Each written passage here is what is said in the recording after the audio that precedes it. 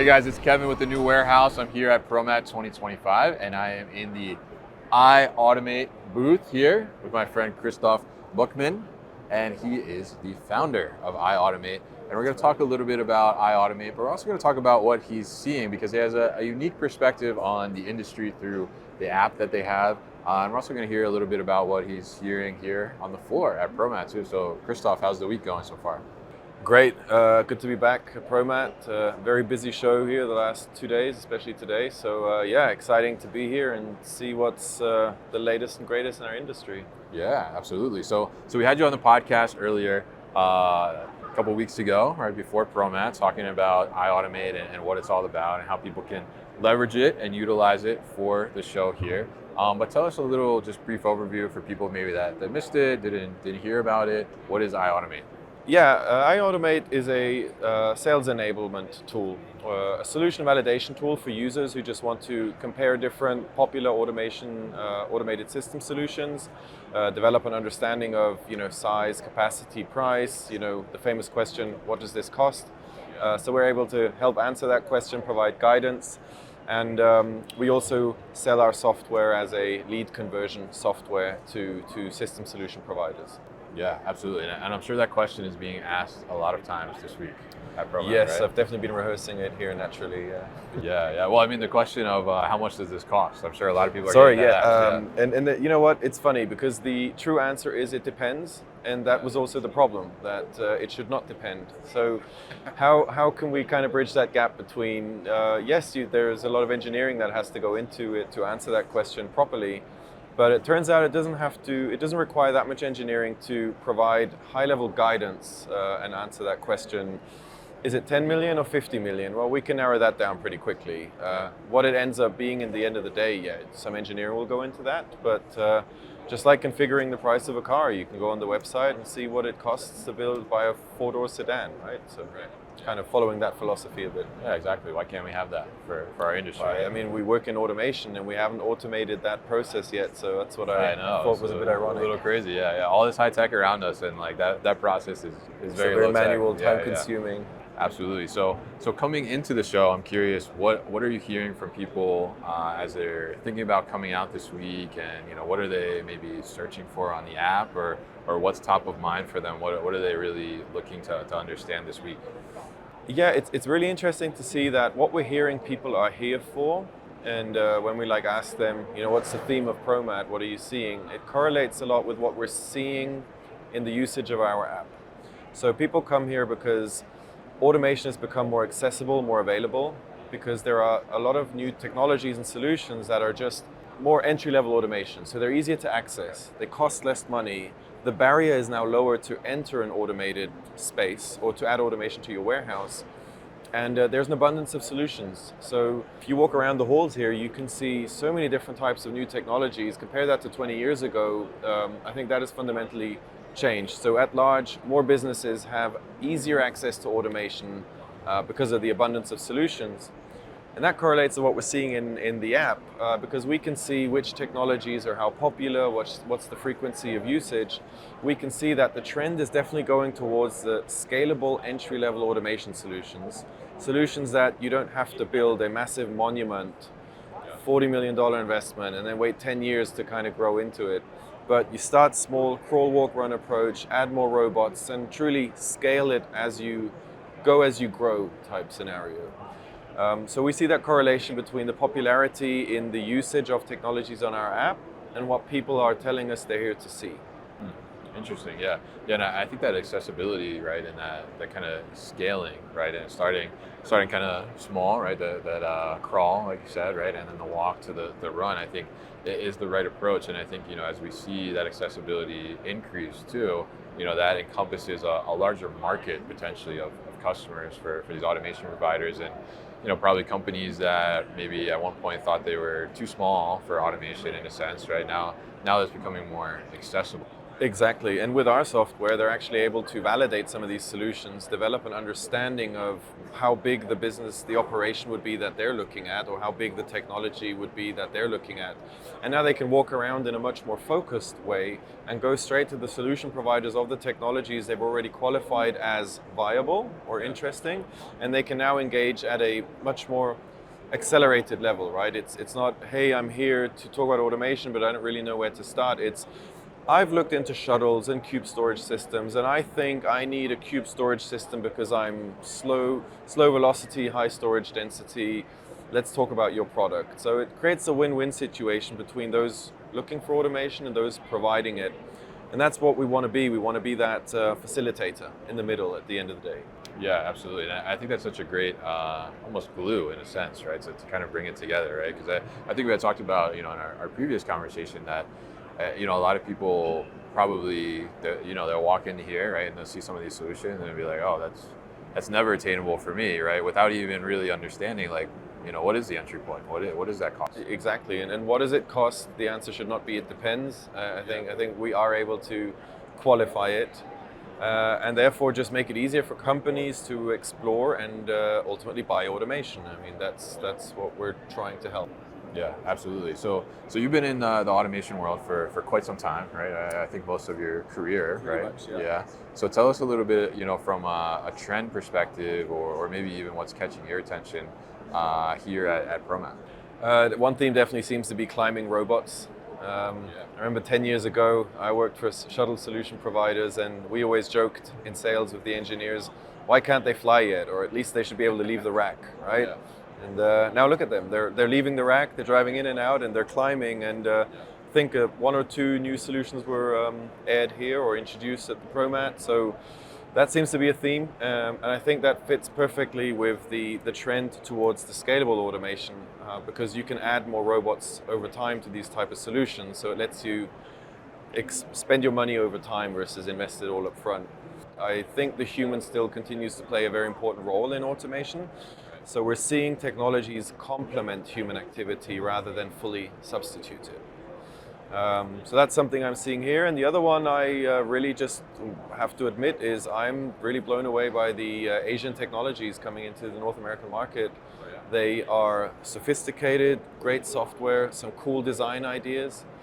So I think that it just adds to the options that you have nowadays when you're looking at what automation do you want to buy. Yeah, absolutely. And I think it's interesting to see that and kind of the evolution of some of these things as well. And it's interesting you point out the robotic arms and like a reduction in seeing those. And I think that, if we think about, at least from my perspective, the way I look at it, I think, we look at that in a lot of cases, like, you're not getting 100% accuracy or 100% feasibility on what can be grabbed, like with some of those, right?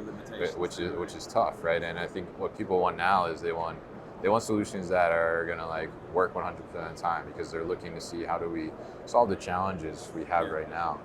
So I'm curious, as people are coming to your booth here and learning about the app and what you're doing, what has been some of their feedback, maybe challenges that they're facing in navigating automation? What are you hearing here? I think there's different challenges we're hearing. There's companies that engaged in and with automation for the right reasons. They had to, but they fully underestimated the challenges of executing it and then post go live actually maintaining the system. So I think a lot of customers are saying, well, we bought automation for the right reasons. There was a business case, but we're really struggling to get the performance out of it, or we still have too many errors, or we're making mistakes, and the solution provider handed over the system and disappeared, and now we're kind of on our own trying to figure this out. So I think one thing is to buy automation. The other part of it is to know how to successfully operate it.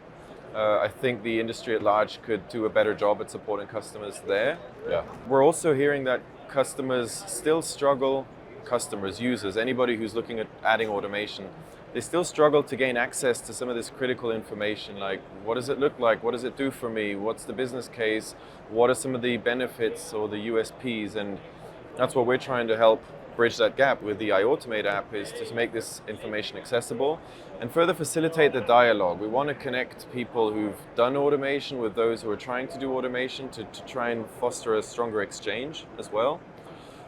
So I think the challenges of executing automation successfully remain the same. There's opportunity for improvement there. And also navigating the space. There's so much technology out there. It's what do you buy? It's overwhelming. Yeah, definitely. Yeah, yeah. I think it's really interesting to hear that and kind of how do you navigate that in a sense. And I think it's great that you're bringing a tool to the market to be able to help with that navigation and just an understanding of like is this even in the realm of possibilities for me, right? Is this even feasible from a cost budget perspective? Can I actually explore these types of solutions? But I'm curious, what do you think about the kind of the future of automation? Like, where do you think we're trending towards? What do you think is going to be really top of mind as we go into the next couple of years here? Yeah, I think we're going through a transformation. I think we're seeing a radical and a rapid transformation towards a lot more automation. That doesn't have to be fully automated. As we just talked, there's scalable entry-level solutions. So I think automation complementing operations. But either way, the trend is definitely towards more automation because the macroeconomic factors are just there. Labor is not getting any easier to find. Nobody wants to work in a freezer. Don't blame them. I've been there before. It's minus 28 Celsius. Don't ask me what that is in Fahrenheit, but it's cold. The real estate prices. I mean, talk to customers about the cost of building a brand new warehouse in the New York or Toronto greater metropolitan area. Huge. So how can I fit more stuff in my existing buildings? How can I leverage my existing assets? How can I maybe improve the productivity of my existing operation? That's where I think the trend is definitely going towards automation long term, and you hear that in conversations. It's maybe 20 years ago the conversation was there's an opportunity to automate. Now it's a threat if you don't automate. You have to automate. Your competition is the problems that you have are not going to go away. It's the perfect storm if you don't start looking at ways to automate your supply chain now to stay in the race. You might get caught off guard. So from that point of view, I'm very happy to be in this industry right now. I think it's exciting. I love seeing all these new technologies, innovations. I think software is making great leaps forward as well. AI being thrown around everywhere, but see where we are in 5 years with AI. I think some really cool stuff is going to happen there. So exciting times with the ability we have, and the transformational process I think is really, really taking off right now. Yeah, I mean, I think it's a really exciting time to be in the industry, right, and be able to see it. I'm happy to be in a perspective where I can watch it unfold, not necessarily have to navigate it, directly. You can watch it from the outside. Yeah, see all the cool things that are happening, but I definitely can see where, operators are kind of like, where do I go? How do I navigate? So it's great you're bringing this solution to the table to be able to help with some of that. So now on our previous podcast, we talked about how can people use the iAutomate app to get some preparation in for ProMat, but now we're going to be coming out of ProMat. So how can people use the app to learn more or dive a little deeper into what they discovered here at the show? Yeah, so people who were here, probably left the show with a lot of impressions, or will leave the show with a lot of impressions. That's where you can then pick up our app. It's free. We want to empower the users, the public, right? So they can now pick up the app and run various scenarios. Solution validation is probably what I would call it, to now further develop scenarios of a small application, maybe a bigger one. What does it look like for this DC? Maybe I have multiple DCs throughout the country. So they can really start drawing the map now and coloring the picture of what an automated future supply chain state would look like. So that's where our tool will certainly help them with solution validation. They can then reach out to iAutomate so that we can provide guidance. We can connect them, point them in the right direction. That's part of our mission, right, is to connect the right people.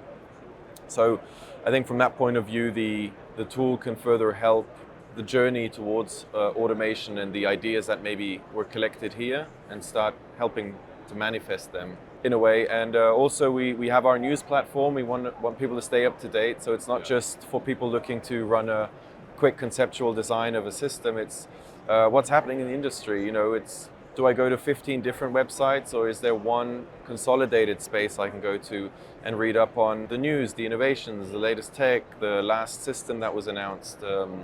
So we also just want to make it fun to use as a platform, essentially, for news and information gathering.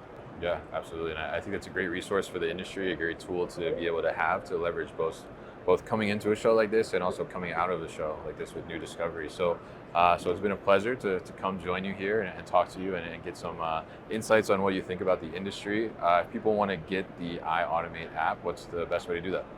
iAutomate.app. You can download it there, or look for iAutomate on the app stores, Google, Google Play Store, Apple. That's where you can download the app and use it, or the desktop version, iAutomate.app. All right, awesome. So make sure you download the app, check it out to help you navigate all of those solutions that are out here and kind of the overwhelming plethora of options that we have here at ProMat and outside of ProMat as well. Great tool put together by Christoph. So thank you very much for joining me today. Yeah, thanks for having me. Again, pleasure. Always. Hey guys, thank you so much for tuning into today's video here on our YouTube channel, The New Warehouse Podcast, and I appreciate you tuning in. If you liked what you saw, make sure you subscribe to our channel, and if you like this video in particular, make sure you like it as well. And if you want to get this great t-shirt that you see in the video behind me, Warehouses Are Sexy, head to warehousesaresexy.com and get your own.